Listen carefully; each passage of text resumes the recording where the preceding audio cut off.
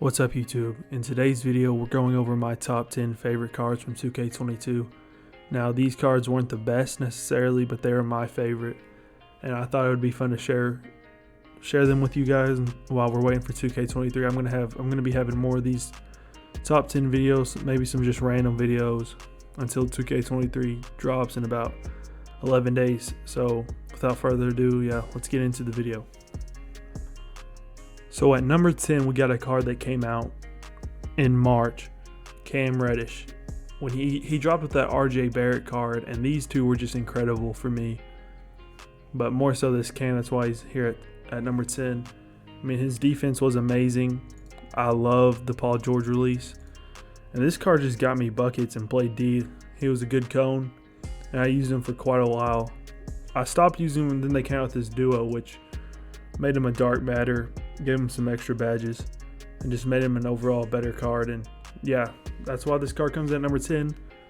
He's one of my favorite players in real life, and I had a lot of fun with him. So at number 9, we have a card that came out in May, Denny. I don't know how to pronounce his last name, but this card for specifically limited was so good. His dribble animations, as I remember, like fundamentals not the best, but he dribbled just fine. The set shot one was fine, and he's just a big boy there at point guard, and the dynamic duo made him really cheesy and limited. And this was a card that I can remember having a lot of fun with, especially for limited.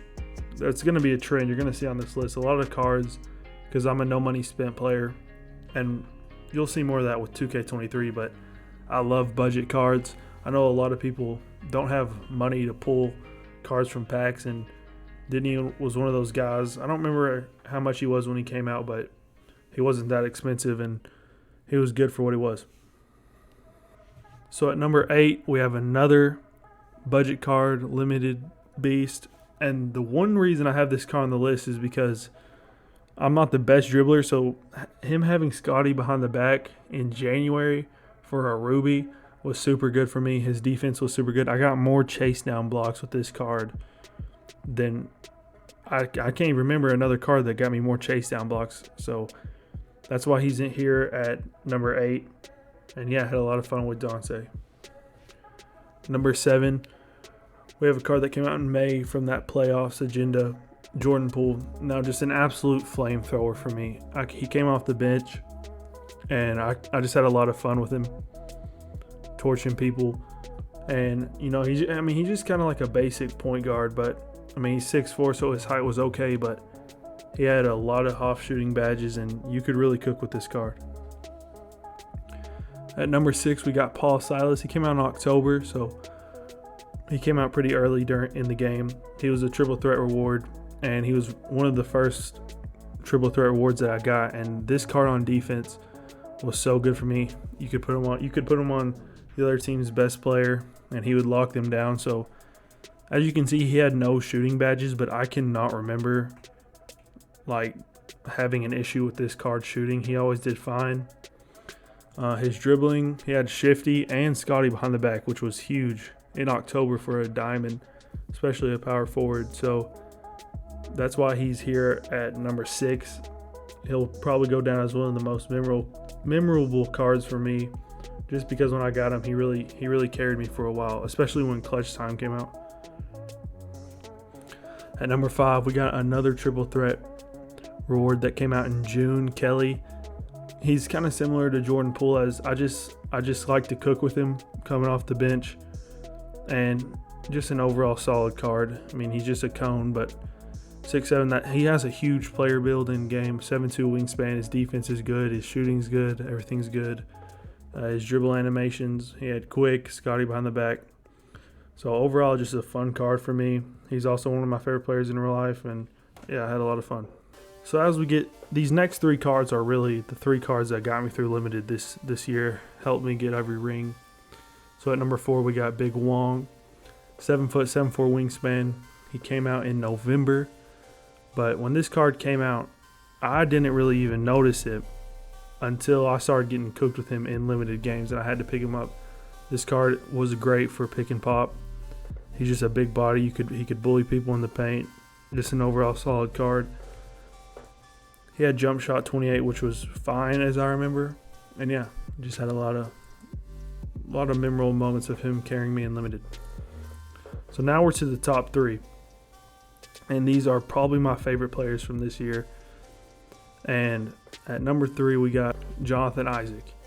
So, as you know, everybody in limited used this card, especially when the duo came out. Also, I mean, I badged this card up and put a shoe on him and ran him for most of the year, even on the bench in my limited squad. 6'11", 7'2", especially at the small forward. I mean, he would get so many interceptions in the lane, and he could hit wide open in the corner.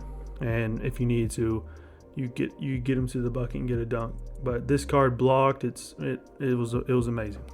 At number 2, we got Marcus Smart. Ruby came out in November. So when this card came out, I think it was my main PG. He only had a 76 ball handle, but if you gave him a coach and a shoe and some extra playmaking badges, he was a fine dribbler. I don't remember getting a lot of turnovers, but his defense was what really held him together, and he had a 93-pointer, which was good. Set jump shot 66, I don't really remember, but it's fine. He had quick, which is good, and yeah, just one of my favorite cards from this year. And at number 1, we got the Opal Jason Tatum that came out in January. Now, this card I was so excited for. He's my favorite player, and his pink diamond was such a letdown. If you watch DBG, you can remember he badged a pink diamond Jason Tatum out, and his jump shot wasn't. Let's look at the jump shot that was on that pink diamond.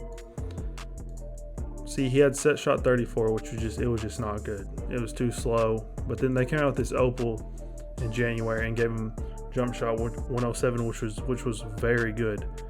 His dribbling wasn't very good, but this card when it came out, as you can see, you could probably still use this card today. I mean, the jump shot is on quick, so just as a cone, he's fine. His defense is good, his shooting's good, but the main reason that he's here at number 1 is just because he's my favorite player. So that is the end of the video, guys. Thank you so much for watching. That was my top 10 favorite cards from 2K22. And as we're waiting for 2K23, I know it can be like an awkward time during the year, but I'm just going to be trying to post daily some more top 10 lists, maybe some NBA trivia games. And yeah, please like the video, subscribe, comment what you would like to see, and follow me on Twitter at I'm2way. And thank you guys so much for watching. Peace.